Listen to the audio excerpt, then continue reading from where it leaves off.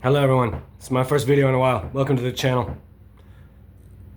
This channel exists to discuss the sinister underpinning in show business as a whole, and specifically to discuss the nature of my relationship between Quentin Tarantino and myself.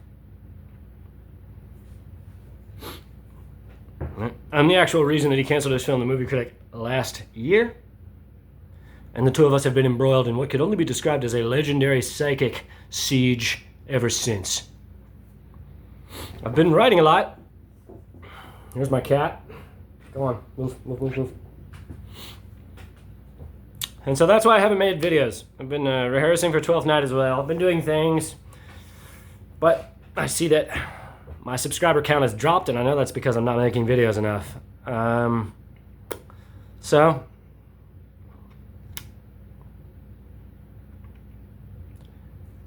I made the channel when I was in a really low place, when I was living in a haze of fear, because everything that I'm saying is true. It's not objectively provable, but it is true. And there's plenty that I've never said on here that only they are privy to. Only he is privy to. Him and that goddess witch of a wife he's got. Right? But on a fundamental level, everything that I'm saying is true.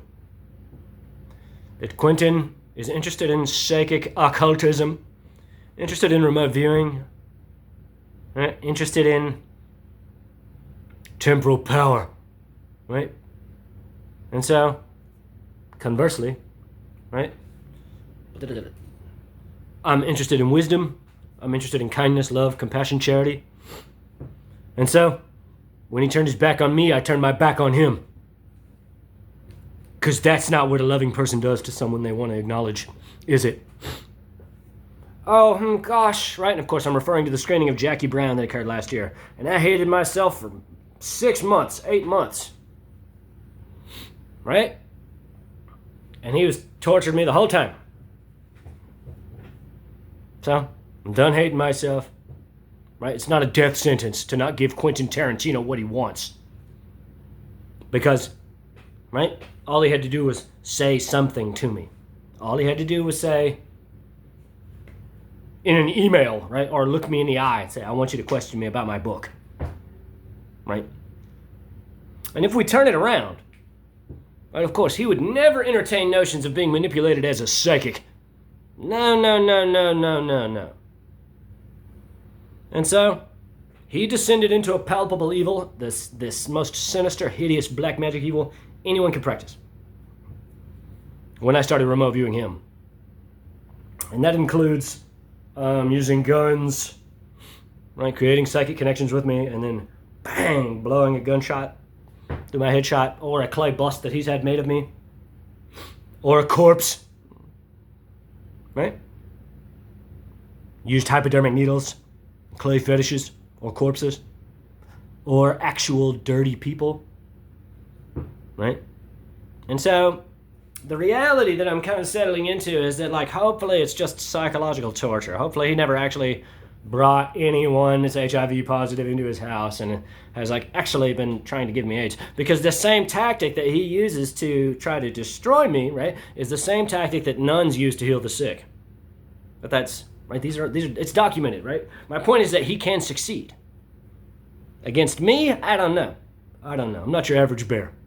But that's why I created the channel, to discuss it. Because he has $300 million and I have nothing. And so if I put that same evil on him, he'll murder me for sure. That's it. He's obviously not gonna pay me until he has to. And so, right? If I just go off, if I get 4 people and we just, there's gonna be hitmen at this house. And he lets me fester in the idea that he can kill me constantly. Right? And so this is why I've written everyone in the industry. Everyone said he's fucking evil, he can keep my scene, just don't kill me, because I was afraid. And I always will be. Because he obviously has no ethical standard. There's no reason to assume that this last line, right, that we're at now, which is him actually conspiring and sending someone to assassinate me, is a line that he respects because he hasn't respected any line previous. Everything that's been occurring now has been an escalation, right? Every single time. I suffered under the rack between June and last New Year's, going on 1 year ago to the day, under Quentin's machinations, right, to humiliate me and compel me to suicide. Then, when I started remote viewing him, right, he pulled out the guns and he started using the needles, right? And so now that that's failed, right, the next step is one of two things. It's active, like perpetual occult siege, right, which is sick. It's the basest black magic any man can practice, or actual assassination. That's where we're at. And so that's why I have the channel. All the which, sir, he can and will deny. I can't imagine living with that level of dishonesty where he's exerting this Herculean level of psychic energy over the entire industry. And this thing that I've written now, right, it's fucking badass. And I suspect he won't be able to ignore this one. And so in that way, I felt a hypodermic needle for the first time yesterday while he saw me typing it. And that was frustrating to still be playing this game of sick evil, right? Of just the basest degenerate evil anyone could practice. It's exhausting, you know. It's exhausting, right? He doesn't want to like. So what? So like, let's just say that what I'm saying is the truth, and it is the truth. If you take it as gospel, why is he behaving this way? What is the actual reason that would compel a reasonable man to descend into the nastiest depths of occult evil that anyone can practice? The answer is quite easy, actually, because he's using my material and he doesn't want to pay me for it. That's what it is. He thought that he could make me blow my brains out and then he'd get my scene for free, right? And see it as some sick sort of spell, like a sacrifice to the movies. It's sick. He's not well in his mind, right? You get it? He tells the people that I email, oh, I don't want him to die. He's lost his mind, because he does want me to die and he's lost his mind. That's the point, right? He wanted me to question him about cinema speculation at Jackie Brown. He stuck his nose up and turned his back on my letter, right? He tells people in the industry that I email he doesn't want me to die and that Brian's lost his mind because he does want me to die and Quentin has lost his mind. That's the point. That I sent him a scene that he can't deny. It's the most badass scene anyone ever sent him. And not only that, let's just take a moment to discuss that his play on the West End is my play, my intellectual property, right? Elvis getting miscast in the first production of West Side Story on Broadway, 1957. That's what that play is, because it's mine, not his. And so when I humiliated him at Jackie Brown, he said, I'll steal your shit and I'll do it better than you and I'll make you blow your brains out. Yup. There's no other reason. There is no other reason for him to persist in this way. And now, like the real drama that he's living with in a palpable way is that if they just do nothing, if no one does anything, number one, this thing that I've written, it'll get published by somebody. Right? And then the only thing anyone will remember Quentin for is the novel where he gives Leonardo DiCaprio AIDS, him and his wife. Right? But there's no logical reason, unless he's outright evil, for him to undergo this campaign, unless he's using my material. Therefore, if he's using my material, even if nothing occurs, if we go all the way to next June, when he releases that farce, The Continuing Adventures of the Wife Beater, right? It's going to have my intellectual property in it, and then I'll be able to get a lawyer for no money. I'll say, that's my scene. You sue him. He'll pay me for it. And then he's going to pay me millions of dollars either way, after having tortured me with a savage divinity that betrays the light of God within him for 2 years of his life. So, right? They're squirming in their britches right now. Right? And it's upsetting to me, of course, because, like, I'm not interested in evil, never have been. But I'd be lying if I said I don't think about awful things in retaliation. Right? I can think of one way to make it right. I won't say it, but they know. Anyway, I would never do those things. What likely is going to occur is that, and it's frustrating to say this because it's ridiculous. The thought of doing this for 20 fucking years, right? Is that he's going to pay me $20 million, $40 million, bunch of fucking money, right? Because if he's using that play, right? A play is its own annuity. That's money forever, right? So he's got to pay me a bunch, right? But what's likely going to occur is that he's going to pay me a bunch of this money, and then the both of us, it's going to be two camps, right? It's going to be like me and my army of remote viewers, and him and his army of remote viewers. And the more time passes, I suspect that it's likely just him and Daniela. I don't know. Perhaps it's all just him, but perhaps there's 3 other people involved, including his wife. Right? But that's what it's going to be. Well, he pays me the money, and then I have 3 or 4 people that watch him constantly, and he has 2 or 3 people to watch me constantly, right? And anytime anyone feels something, it's just boom, just turns into this sick, magical siege, right? And so what do I mean when I say magic? I mean that the things that people refer to as clairvoyant, psychic, telepathic, telekinetic, remote viewing, right? These are the same things that people refer to as magic and sorcery in centuries past. They're not similar things. They're the same things, only the words are different. And so that's if I was a gambling man, that's right. So my point is this. Right? Let's just say that he is using my intellectual property, and he is definitively.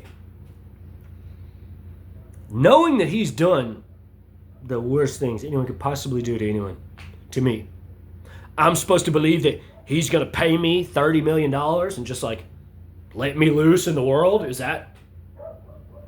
Oh gosh. We tried to make him kill himself, right? We tried to give him AIDS with our minds. Or at least make him believe that we were trying to give him AIDS. Right? But now, let's turn the other way. No, it's done. We're a hive mind. We're a case study in remote viewing. I've said this 100 times on this channel. Right? That he and the people around him, whomever calls him master, if it's just that goddess Daniela, if it's 3 other people, it doesn't matter, They've all spent hundreds of hours remote viewing me. Right? Hundreds of hours. And so therefore, we're bound together forever, beyond space and time. Right? If we entertain the notion of reincarnation, and the 2 of us are ever on this mortal coil simultaneously, I prophesy we will be mortal enemies, as now, as forevermore.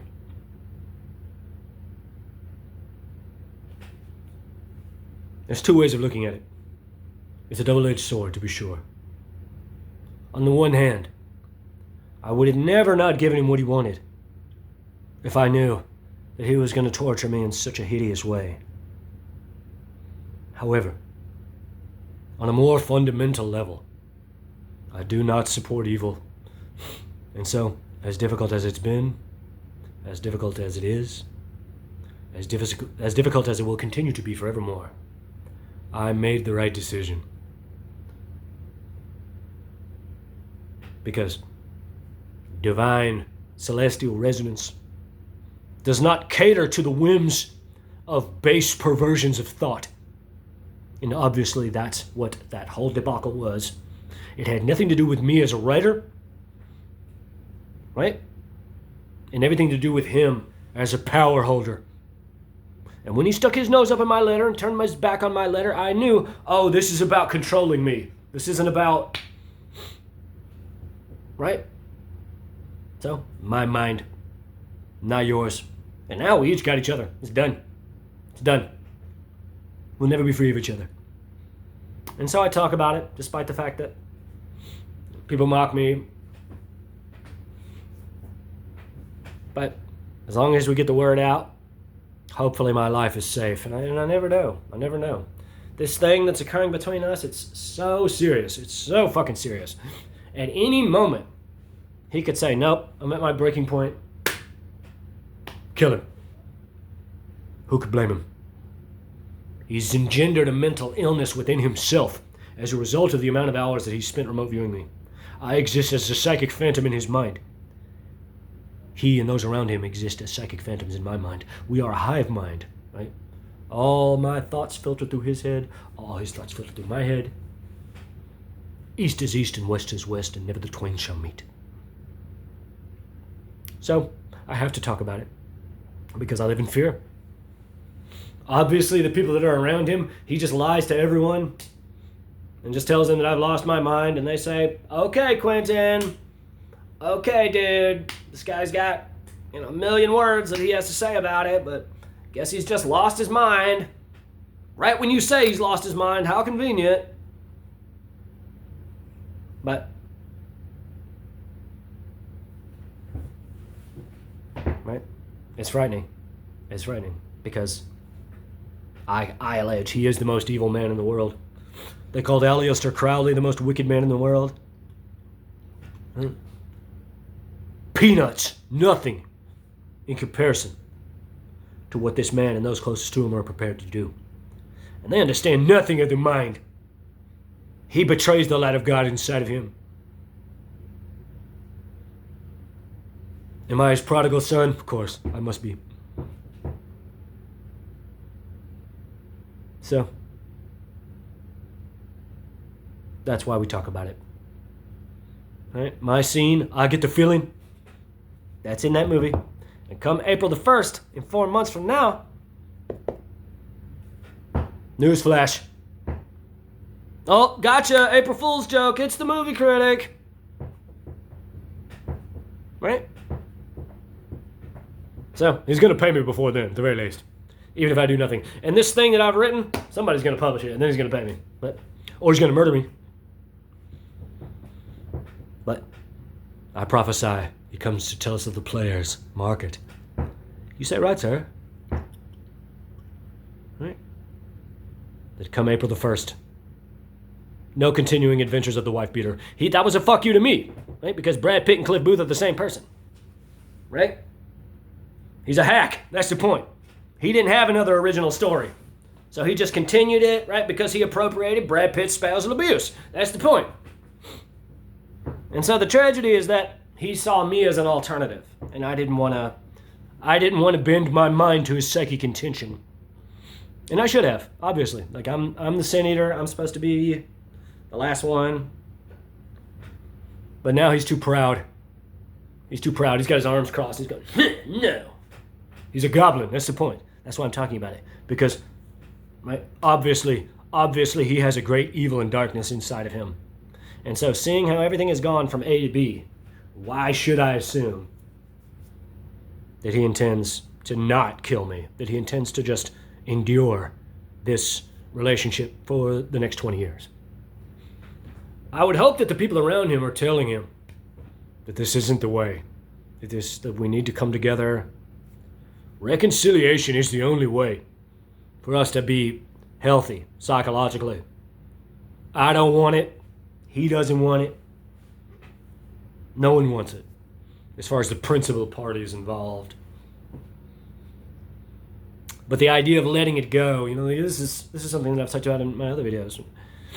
People will say, "Oh, you have to let it go," and it's like, yeah, that sounds nice. But what I'm saying is that until Quentin is prepared to tell the truth about the movie, he is not letting it go. That he is existing in this perpetual state of